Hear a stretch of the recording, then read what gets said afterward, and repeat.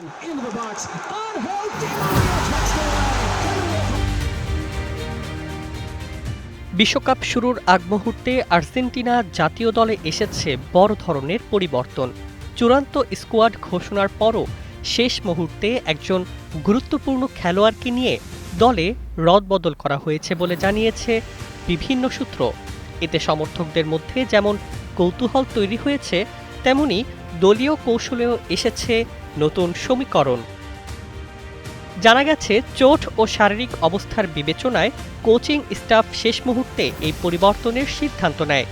মূল স্কোয়াডে থাকা একজন অভিজ্ঞ খেলোয়াড় অনুশীলনে পুরোপুরি ফিট না হওয়ায় তাকে বাইরে রাখা হয়েছে। তার পরিবর্তে নতুন একজন তরুণ খেলোয়াড়কে দলে অন্তর্ভুক্ত করা হয়েছে, যিনি সাম্প্রতিক পারফরমেন্সে নজর কাড়েন। দলীয় ম্যানেজমেন্টের পক্ষ থেকে বলা হয়েছে, বিশ্বকাপের মতো বড় আসরে ঝুঁকি না নিয়ে ফিট খেলোয়াড়দের নিয়েই এগোনো সবচেয়ে গুরুত্বপূর্ণ সিদ্ধান্ত। তাই শেষ মুহূর্তে হলেও এই পরিবর্তন দলকে আরও ভারসাম্যপূর্ণ করবে বলে আশা করা হচ্ছে। অন্যদিকে এই পরিবর্তনকে ঘিরে আর্জেন্টিনা সমর্থকদের মধ্যে মিশ্র প্রতিক্রিয়া দেখা গেছে। কেউ কেউ অভিজ্ঞ খেলোয়াড়ের অনুপস্থিতিতে দুশ্চিন্তা প্রকাশ করলেও অনেকে নতুন খেলোয়াড়ের সুযোগ পাওয়াকে ইতিবাচক হিসেবে দেখছেন।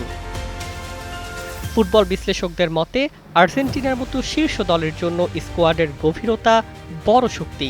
তাই শেষ মুহূর্তের এই পরিবর্তন কৌশলগতভাবে বড় প্রভাব ফেলতে পারে না বলেই ধারণা করা হচ্ছে।